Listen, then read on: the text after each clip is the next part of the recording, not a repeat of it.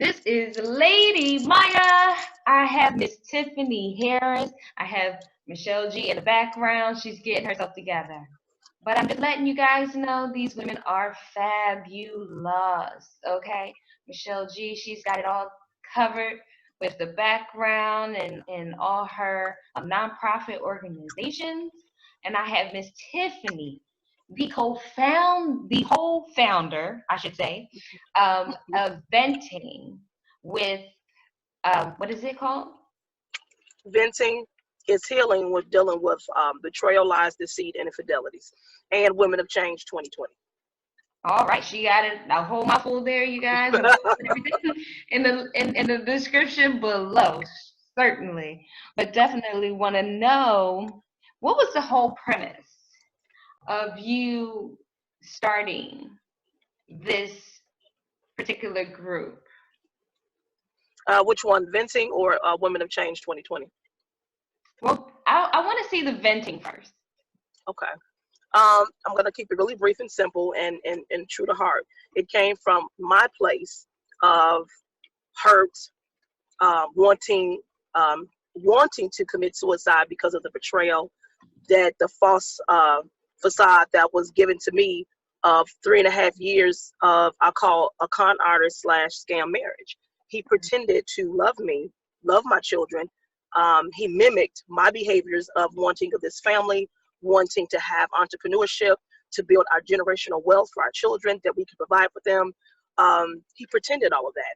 The vacations, the family outing, just everything that what we call in American society a normal working African American family trying to get to the next level. He pretended all of that. And so that is a definite blow to any woman, regardless of nationality, a blow to her self-esteem, her very existence of her true self.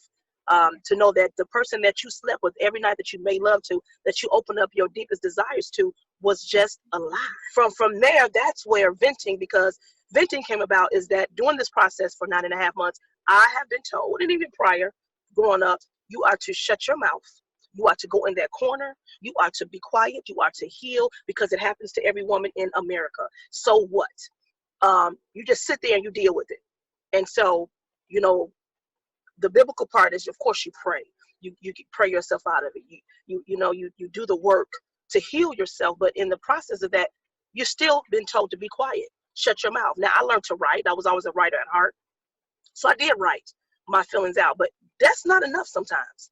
Okay? Mm-hmm. Talking to your girlfriends is not enough sometimes, because, hell, the truth is we all have our own idiosyncrasies and issues that we're dealing with every day. So everybody doesn't want to hear the same story all the time, just in a different limelight.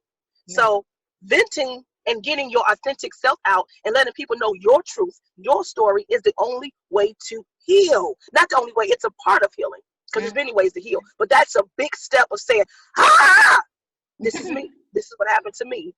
And let me move forward. So that's where venting came out. And when I tell you that it works, along with other steps, along with getting therapy, surrounding yourself with positive people who really love you, who can see you for who you are.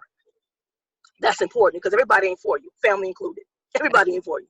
So don't give me out your family. No. Some families not for you. Some people are not for you. And I've also learned in this walk that you can meet somebody you've never known your entire life. Mm-hmm. And they have the best interest for you versus somebody you've known for your whole damn life. That's the truth. Maybe people won't understand that, but people who understand it, you get it. You can meet somebody and they can see who you are, boom, and recognize your authentic self, versus somebody you've been around your whole life or half your life and they still don't get you. That's just crazy. Yeah. So, but pretty much that's where that came from. So, right. Area or the people that you are connected to may need that, definitely. And that's the cheapest way you guys could do it, because that's free, and then you have such a community, and you're much more accessible too, that's going to be able to get help and see that okay, I'm not alone, I can vent. Right. It is healthy to vent, and just having people to say what they're going through and how they're feeling while going through it. It does help. It tremendously helps. So what's the second one? Okay, so you have Women of Change.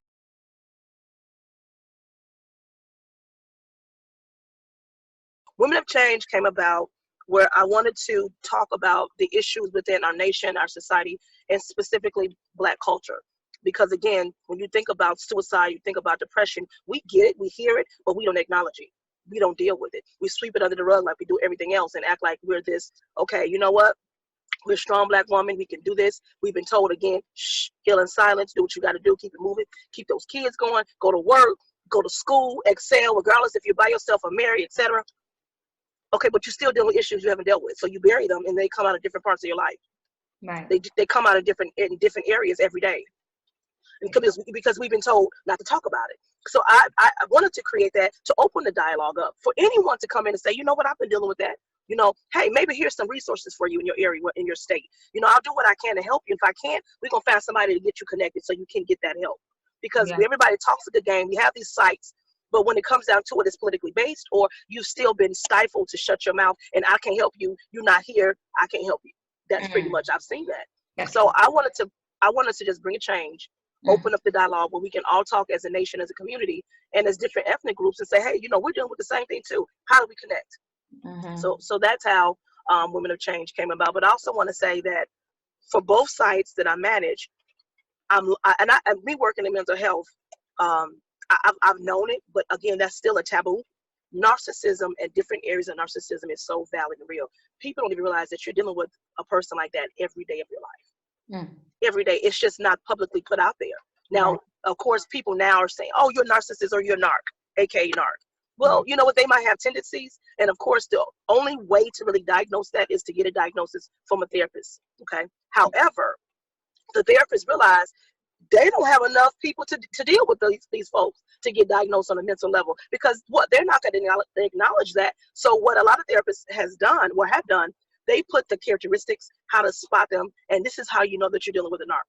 You know, so when you see those tendencies and those characteristics, because narcissism or narcissists never ever change, they can't, and that comes from childhood trauma. So those I've always wanted to talk about that for both sides, because again, we deal with them every day. We don't even know it, and we wonder why we got all these damn issues. Because you're like, you're making me crazy too. Hell, get away, you know, because that's what you're dealing with. You know, you wonder why supervisors are crazy, because they dealing with some form of narcissism. You know, the pedestal, or they want to put you beneath them because you're the supervisor. They let a title go to their head. The last time I checked, you're gonna leave this earth two ways. You're gonna either be put in a mausoleum or you're gonna be buried. That's the only way, only two. And you can't take none of that stuff with you. Nothing can you take that with you. So if you don't create a place of people know your authentic self, know that you are a caring individual, but you're still not gonna take shit, because I like to eat food. So you can't force feed me shit. I like food, not shit. So there's a difference, and I say that not to disrespect anybody, but that's the only way that I can say that, and people really grasp that concept. So you know, we just need to be able to open up the conversation for all these things. And that's why I created those two sites, because it needs to be talked about. It does. It really does. It's very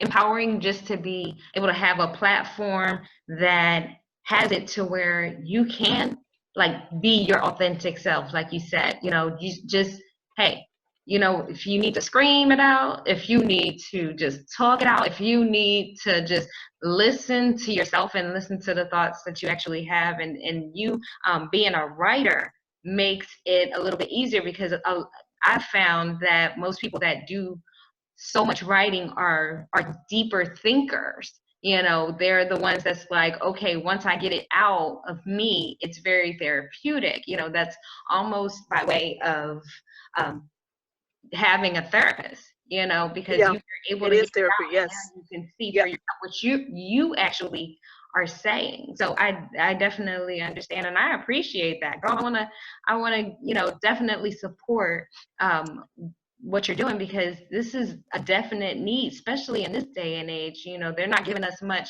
to go on, and you know, here it is, we have this platform.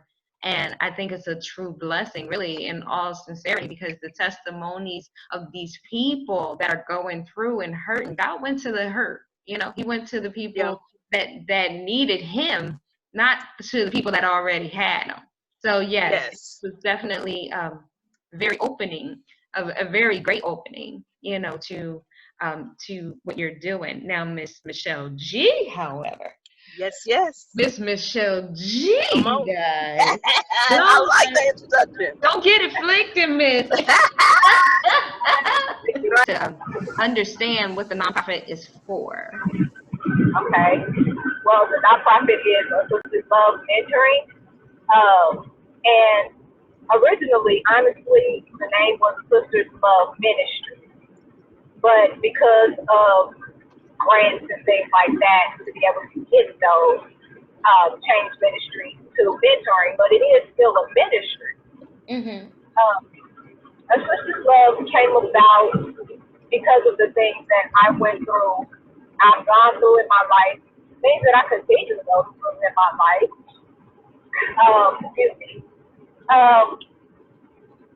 Homeless, going through bad marriages, growing up, not really feeling loved by one parent, but feeling like I was the world to the other. Wow. Sickness, my health issues, and when I started Assisted Love, which was in June of 2013 originally, literally a month later I got sick, and I ended up in the hospital for 2 months. That was after we filed the paperwork with the state and everything. I went through 4 surgeries within that 2-month period. I could not work. I couldn't do anything. My daughters were everything. They still are. My daughters are always here, and I love them. I thank them. I greatly appreciate everything that they do. Assisted Love has different components, but it pretty much all falls under mentoring. One is youth. Then we have women's empowerment. We also have bullying, depression, and suicide. The women's empowerment, which we have an event coming up March 7th, that one is because I want to empower women instead of us putting each other down and, talking bad about each other, not trying to help each other succeed. I want to help as many women as I can succeed, and not just women, just people in general. So that's where that comes in at. If they want to start a business, then I want to go ahead and get them into to be able to help them with paperwork and the filing and all of that. If they are going through stressful situations, then to just try to help them guide them through those situations or keep them from going through them if I can. The next event we have coming up is in May. It started out as a Little Divas Tea Party, and it was to citywide to expose girls ages 4 to 12 to actually taking part in an actual tea party, because that's something that, had it not been for my grandmother, I would have never even known what a tea party was. My grandmothers were big in that, and my godmother. I would have never known what that was. But I want to get little girls to experience that. But this year we're going to put a little twist on it, because last year we did have one little boy that participated, which was my nephew. So this year we're going to switch it up, and we're going to do a ball. And it's going to be for, still ages 4 to 12. But it's going to be something that they can experience, and they can grow up experiencing these things. Excuse me. Instead of, never knowing it, only hearing about it. And then when they get older and someone mentions it to them, it's like, what are you talking about? It's any race, any and all races.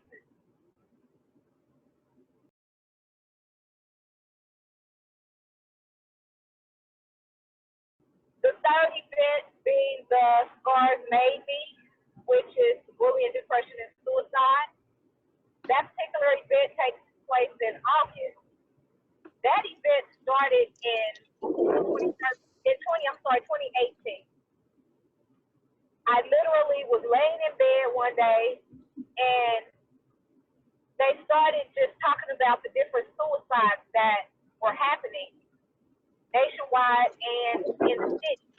And that was when Kate Spade, who is from Kansas City, Kansas, she committed suicide. And I just prayed, about it because I am a 2-time suicide attempt survivor. Wow. I prayed about it, and God told me to do this. And I'm like, okay, Lord, you can't need for me to do this. I know you're not telling. I'm not supposed to do this. But I actually was. This year will be the 3rd annual. The Women's Empowerment will be the 2nd annual. The ball, the Diva Tea Party was the first time last year. The ball this year will be the first time. But with the Scars Made Me, it came to me because that name, because the scars that I have, not just physical scars from surgeries and surgery after surgery after surgery, literally, but scars emotionally, mentally. And a lot of people don't get that mental health care that they needed. Because I'll be honest with you, after the 2nd attempt, I was in a psychiatric hospital for a week. And I didn't want to be there. I'm just like, just get me out of here. Just let me go home, So I wouldn't participate in any of the groups or anything like that. So I just BS my way through. I realized they weren't going to let me go home until I started participating in the group. Oh, wow. Until I started, sharing or whatnot. So I BS my way through.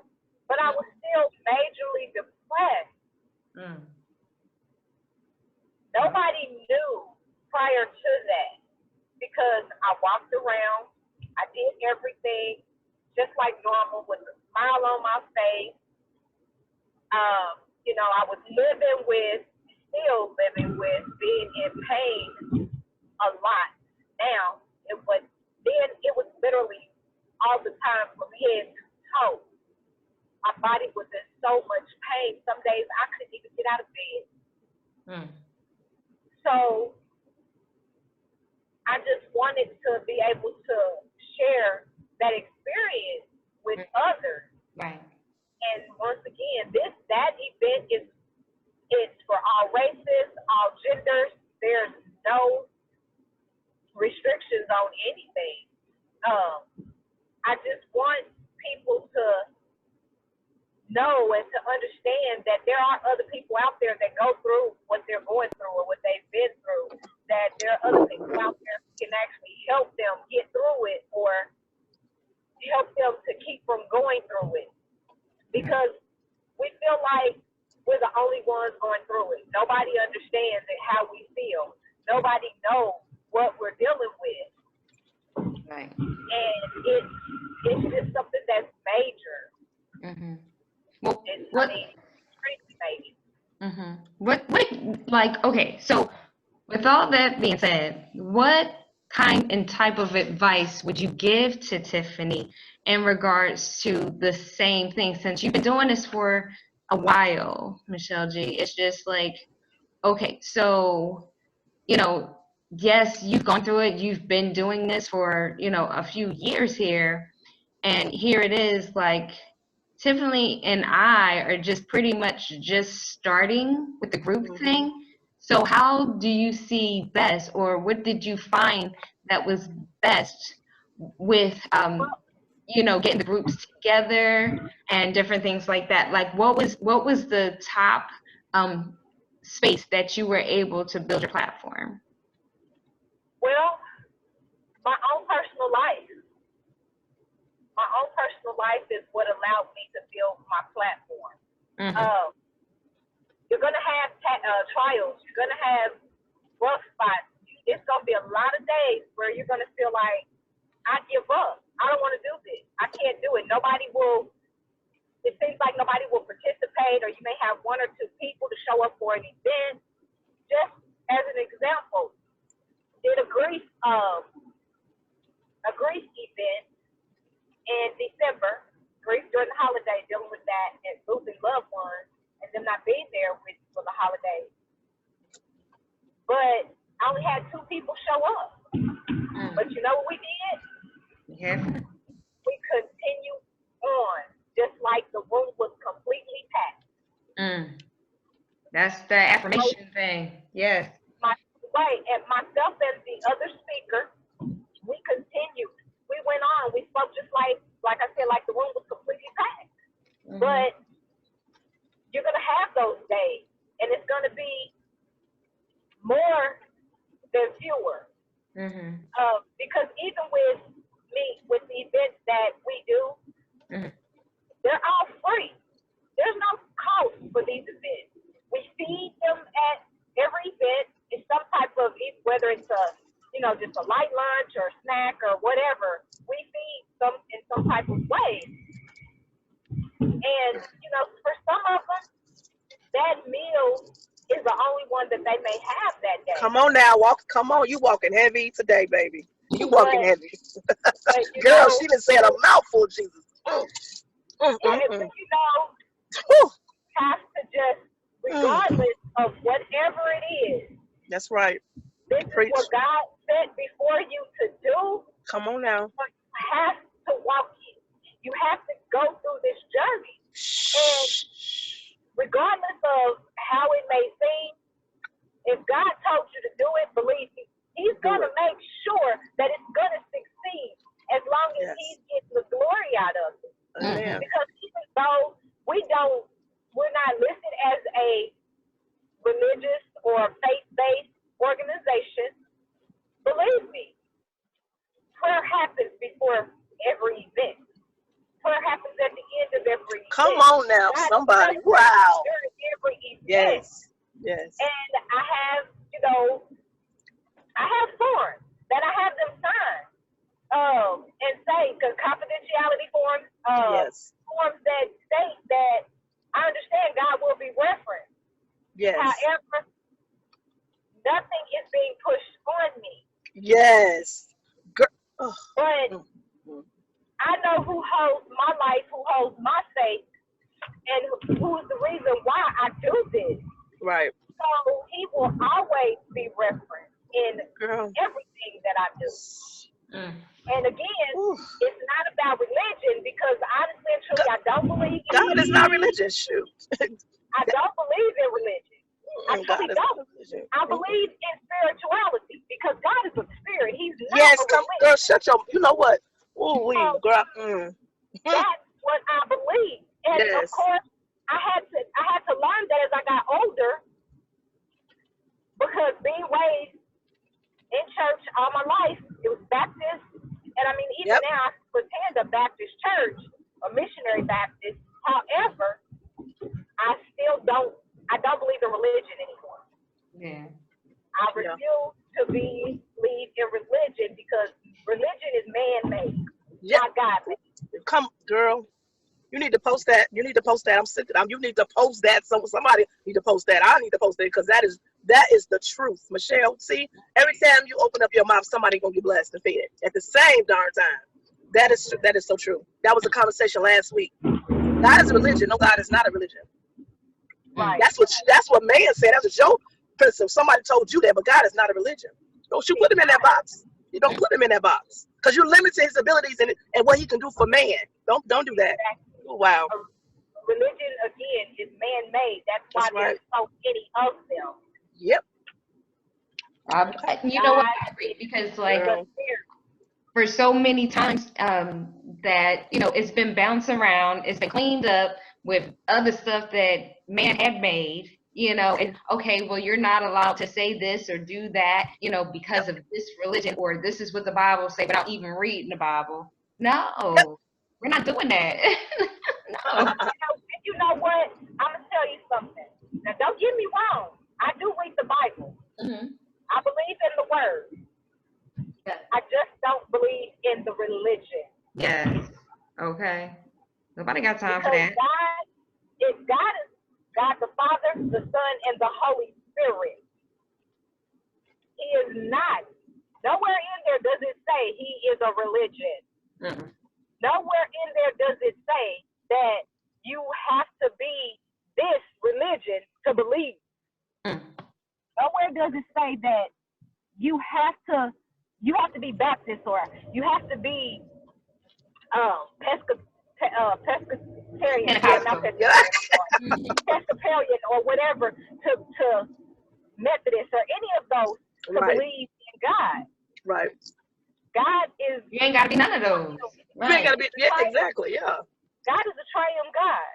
Mm-hmm. He is one, 3 in 1. The Father, the Son, and the Holy Spirit. Mm-hmm. So all that other stuff, all that, oh, he's this, and you have to believe in this religion, and you have to. No, you don't. Mm-hmm. I won't anymore. I refuse to. I believe in God the Father, God the Son, and God the Holy Spirit.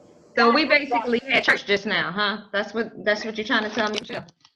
When 2 or 3 are gathered in the midst. Hey, he said it. He said that is one of my favorite verses. Where 2 or 3 is gathered together in my name, there shall I be in the midst. And as long as you all want to court and you all want to court with him, I want to court with like believers. Yeah. It ain't nothing that he will not allow to happen in your life. The power of the Trinity, really is a powerful thing, for sure. Well, Tiffany, so what did you gather from this whole thing? What did you gather? Pretty much that when you go through something, God will open up that door to heal others. Because what we talked about was powerful. And then Michelle was confirmation. Simply, she had to derive from her own experiences and what she went through to help somebody else. And as you all are both talking, I'm thinking like, wow, so this is where all this came from? Because I have been homeless with my children. Nobody knew we were living in a shelter. So, it's crazy because now, okay, so that part of my life passed. So now here I am now restarting and going through this trauma that I've experienced as well as my kids. And so I said that if I could help somebody else get past the beginning stages of how to deal, because I have been winging it. But now that I know what I need to do, I want to definitely help somebody else, because there are a lot of women in other groups that I'm in who are winging it because they don't know. They don't have that guidance or that wisdom because they've been told to shh, heal in silence and be quiet. Yep. So, and these are women of all colors. Shh, be quiet, shut your mouth, heal, it's okay, you'll get through it. Just everything. And some things you cannot tell that to a woman who has been trauma bonded or who's going through trauma. Trauma and pain they're similar, but trauma is different than pain.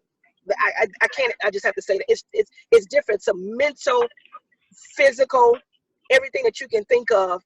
Where when people experience trauma, that's when suicide comes in. It's stronger. It makes you wonder. It tells you it's a psychological, mental thing, but it messes with your brain. And I wrote an article, and I'm gonna talk about that on venting. I'm gonna post it because it's a difference when you're going through trauma, and that's where trauma goes into. You know what? I can't take this no more. I've got to get out of here. And that's suicide, and that equals suicide. So that's where mine come from. So if I can help somebody else and get this out here and start the conversation, because the people who are causing this trauma to other human beings are in pain themselves. Only hurt people hurt other people. That's right. That's true. Only trauma, hurt people cause trauma on other people. Well, hurt people hurt people. That's what happens. Same thing. Exactly. So it needs to be talked about in the families.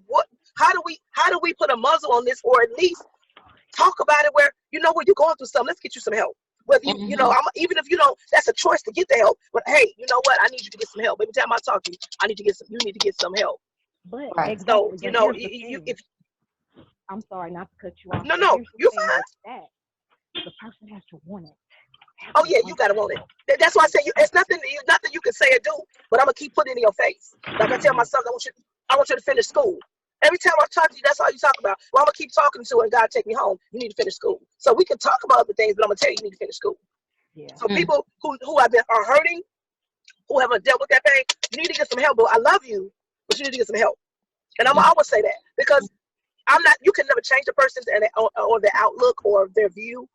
However, you can bring it to attention. Yeah. You can bring it to attention. Open up their minds to it. Even if they put it in the back of their heads. At some point in that conversation, again, you need to get some help. You are wrong. Thank you so much for joining Lady Maya, Living Your Best Life.